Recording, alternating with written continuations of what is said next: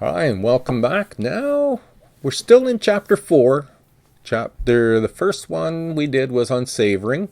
Now we're doing flow. Flow. And mindless will be in the next video.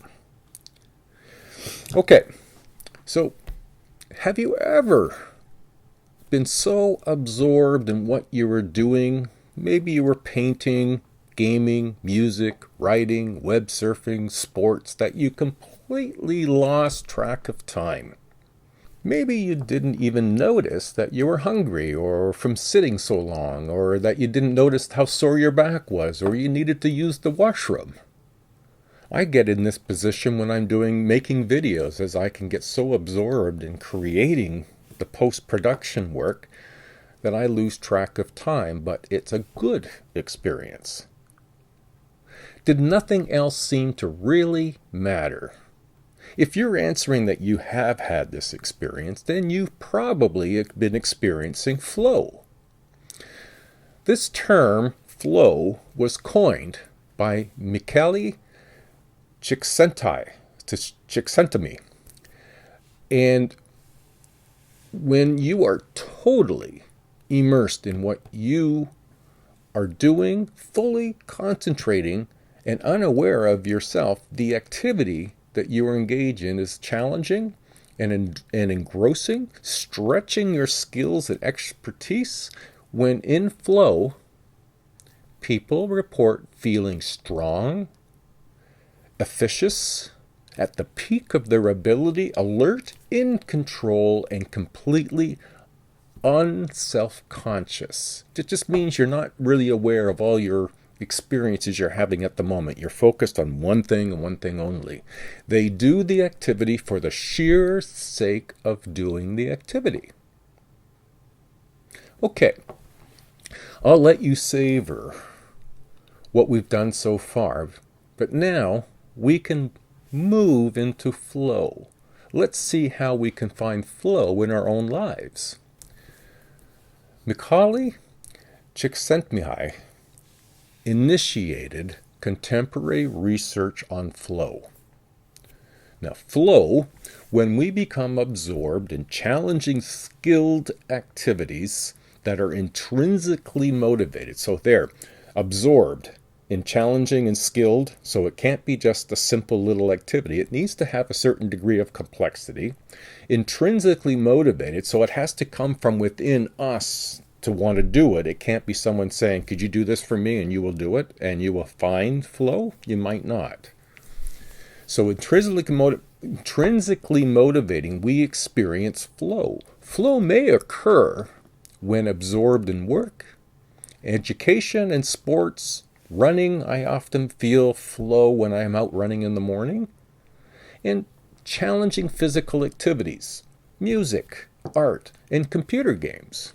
Flow experiences are times of intense, focused attention where we are completely immersed in what we are doing. In this state, we're not very self-aware. Like I was saying in the introduction, you might have to go to the washroom. You may have forgotten to eat. We have no sense of passing time as we are fully absorbed in the present.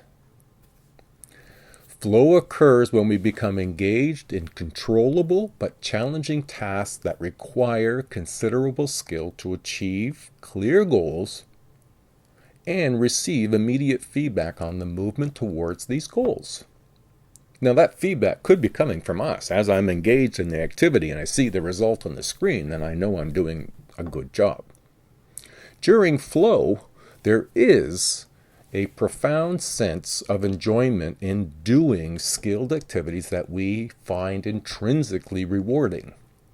After flow experiences, we may experience the strengthened sense of identity. Now, flow has nine dimensions, and these 9 dimensions have 3 clusters that represent the antecedent of flow, the characteristics of immediate momentary flow, and the consequences of flow. Those are the three clusters. The boundaries between these clusters are somewhat permeable. That means some of the things can move back and forth a little bit. It's kind of like your family. You've got parents are one group, children are another, and their relationships are permeable. They can cross over in terms of each other's sphere. So if you look at box 4.8 as a guide, that's what I'm working from. And we'll start with antecedents of flow. Antecedents mean the precursors, the things that lead towards flow. The following conditions are considered necessary for initiating a flow state. The first, and it's been mentioned in the definition a few times, challenge. It's got to be skill balance. So they've got to have skill and a challenge to it.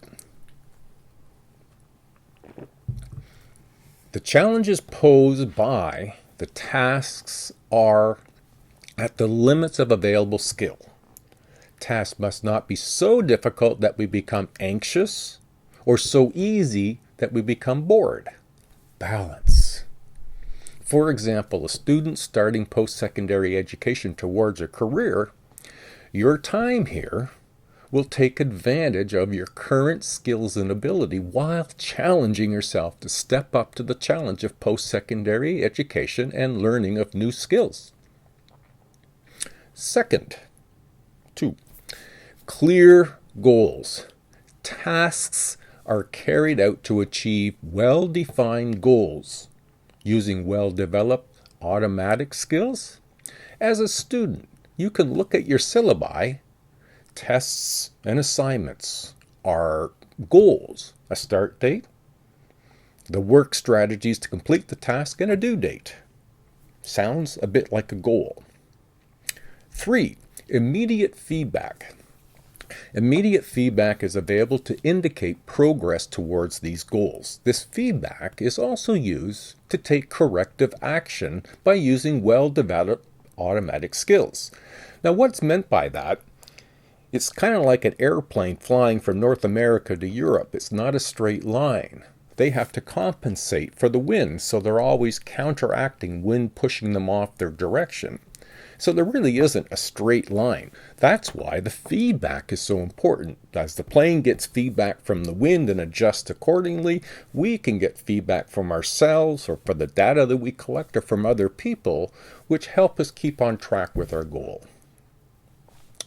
Now, the second area, as mentioned in that little blurb I just mentioned, is momentary experiences of flow. Now, here the focus of our concentration is on the task, the absorption in the task or merging of action and awareness and a sense of control. Now, it's momentary, it's in that moment that we have a shorter burst of flow. And then fourth, focus concentration. Here, tasks require total concentration. This is made more manageable with clear goals and the feedback, less extraneous other stuff interfering with the task at hand. And then 5, absorption and automaticity. We become so absorbed that we don't see ourselves as separate from our actions and experience our actions as automatic. So during flow, we become so deeply and effortlessly absorbed in what we're doing that we don't see ourselves as separate from the actions. We experience our actions as automatic. They just seem to occur. I don't have to think about where I need to go in my software that I use to make videos. I know where things are and I know where I need to get them. So it's just really automatic. 6, sense of control. In flow, there is a heightened sense of control over our actions. With a feeling of being in control, we tend to have a lack of anxiety about losing control in spite of some of the risks. And then there are consequences to flow. What is the result of having experienced flow? Well, there are 3 main consequences of flow. There's the loss of self-consciousness, Now, that's not a permanent loss, but it's a momentary loss of our self-awareness, a distortion of time perception, and then a term that's known as autotelic experience. It's another way of saying that the goals in your life are self-set. You've set your own goals, and that's autotelic experience. So let's look at them. Loss of self-consciousness, that would be 7. During flow, self-awareness disappears. The sense of identity is strengthened after the task is completed, often expressed as the dance becomes the dance, the singer becomes the song. 8, which is the second one in this consequence, is this distortion of time perception.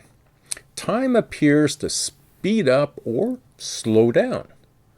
This could be like hours can pass in what seems to be minutes, or in contrast with tasks that require rapid, complex skills, time may appear to slow down, even like slow motion. And then 9. There we go, 9. The autotelic experience. Now here, activities that lead to flow are intrinsically, coming from within, intrinsically rewarding, or autotelic. Autotelic comes from the Greek words self, auto, and telos, which is goals. So people with autotelic personalities are predisposed to experience flow. This personality type is characterized by curiosity, persistence, low self-centeredness, intrinsic motivation, enjoyment of challenges, transformation of threats into challenges, and boredom and tedium into stimulating experiences, and then a high capacity for concentration and attentional control. These are things worth doing because they feel good doing them. Fills you from your insides. That's intrinsic. Flow is not static. It's not in, or is it all in your control? Instead, flow can be developed and improved. Let's consider what can influence how we can grow our flow. Well, one of the first things, or one of the better things that you can do, is to simply add an engaging goal direct behavior that requires a high level of skill. I've put a graph up beside me to give you some perspective there.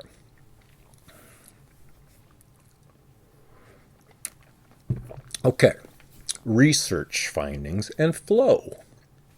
Well, there are an element of genetic factors that flow's proneness is moderately heritable. It doesn't mean moderate would put it in that 30 to 40% range, is my guesstimate anyway. Neurobiology, Renee Weber found that flow experiences are associated with the synchronization of intentional and reward neural networks. And so the neural networks that are already there for reward in our brain with dopamine and serotonin, these are neurotransmitters, they're also available for flow. The autotelic personality, people with this autotelic personality and frequent flow experiences have higher levels of extroversion, emotional stability, conscientiousness, mindfulness, and mental toughness. In regards to our well-being, flow correlates with subjective well-being, satisfaction with life, and positive affective. Now that comes out of the PERMA. Mental health has also got a very strong benefit out of flow. For mental health, the autotelic personality and flow experiences are protective experiences and a protective factor for people who are vulnerable to depression, suicide risks, and burnout. Interventions that foster flow experiences things like walking, gardening, cooking may contribute to the well-being of individuals with mental health difficulties. Flow does have some connections as well with activities in sports. In regards to activities, many activities induce flow.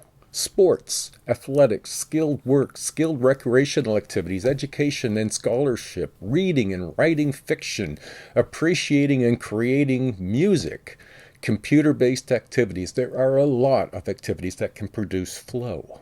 They need to be challenging, and there needs to be an end and a solution, a finish, and savor after you're done. For sports, flow enhances performance in running, rock climbing, basketball, netball, soccer, tennis, cycling, skateboarding, figure skating, swimming, chess, horse racing, golf, you name it in sports, flow can have a role in it. I find flow enters into my experience of running a lot of the times, particularly when you find a particular pace on a particular day where it feels effortless. It's not.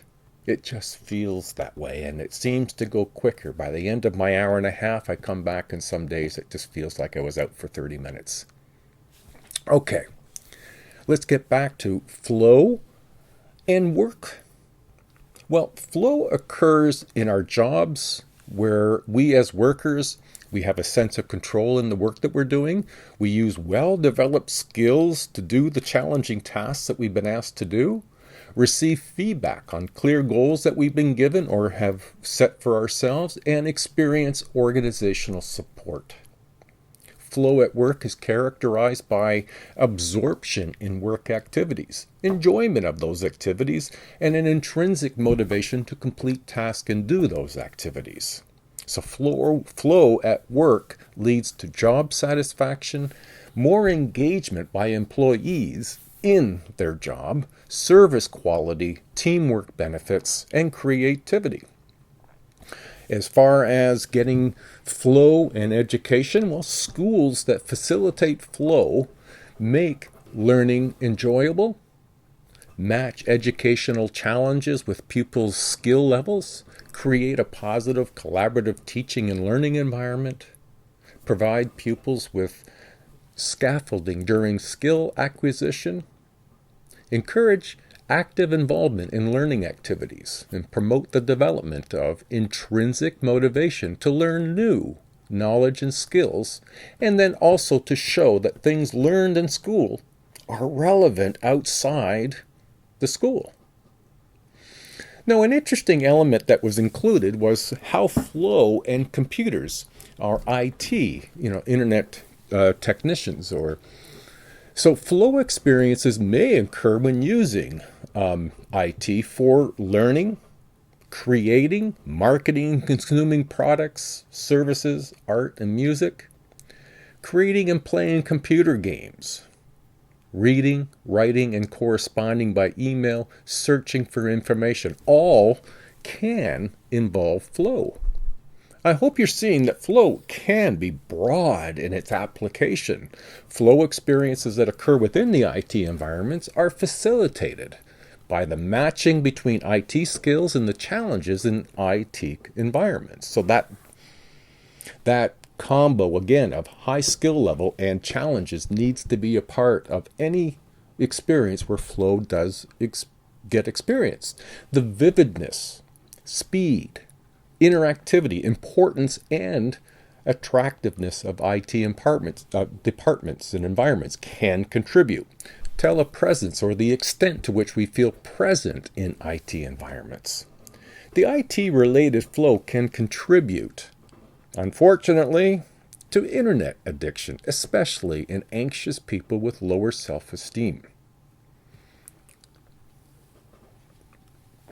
Now, flow, interesting, and I hope you've been a part of this. Flow does work within groups of people and teams. The team or a group can experience flow.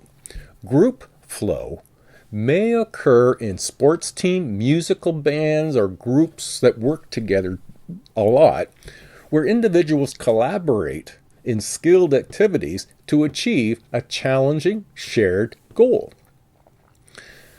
Now, what can be a part of this is what's known as interactional synchrony, a state of mind. It's a shared state of mind, and it occurs in group flow.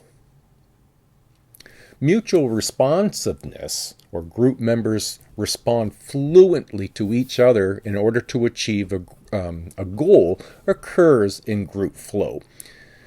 Antecedents. So what precursors are there to group flow for it to happen? So you need positive, trusting, supportive relationships. Now that's not just surface trust. That's deeper down trust and support. Collaboration, good communication, collective competence, and knowledge of group members' skills. So the outcome of having positive, good group flow, you end up with exceptional collective performance, synergy, creativity, enhanced group efficacy, fusion of personal identity within the group, and positive collective experience. Now, an interesting place where flow, maybe you weren't thinking, and I don't think many do, is flow in families.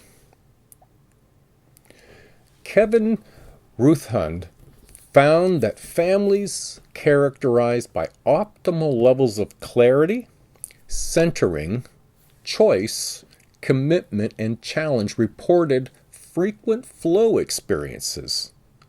Now, one of the ways that you can do is I teach a course in family sociology, and one of the areas where this can occur is what's known as family meetings. Sometimes some families will have regularly, every 2 weeks, every month, family meetings to go over things, and that going over of things is what can contribute to flow, because there's still complex tasks and there are still goals to achieve, and the feedback loop can still continue. So that's a really good example of where families can take advantage of it. In terms of clarity in families, goals and feedback, which are when they're unambiguous, that means when they're really clear, children knew exactly what was expected of them. In regards to centering, children knew that their parents were interested in what they were doing and what they were experiencing now in the present, and were not preoccupied with whether they would get a good job or a place in a good college after they finished school. A lot of their experience was in the here and now. Choice. Children believed that they had a degree of choice over how they behaved, and that different choices, including breaking parental rules, were associated with different consequences. Commitment. Children felt that the family was sufficiently safe for them to unself-consciously become involved in activities and sports that they were really interested, then without fear of being judged negatively or criticized or humiliated. So you could go in and explore without feeling a risk. It enabled you to have flow, and maybe, therefore, a chance to savor the experience. And then, as is in most cases with flow, challenge. Parents provided children with increasingly complex opportunities for exercising their skills as they became older and more skillful. Now, please, take the time to review the section of activities in box 4.9, 4.10, and 4.11 that can lead to flow. You may see some examples that may be able to understand flow better. Okay? Now, my guess is that you've experienced flow. My hope is that you can learn to experience it more often and be able to remind yourself of positive emotions that you can savor later. That completes flow for now, and we will focus on mindfulness in the third and final video in this chapter. Thank you, everybody. Good luck, and we'll see you in part 3. Bye.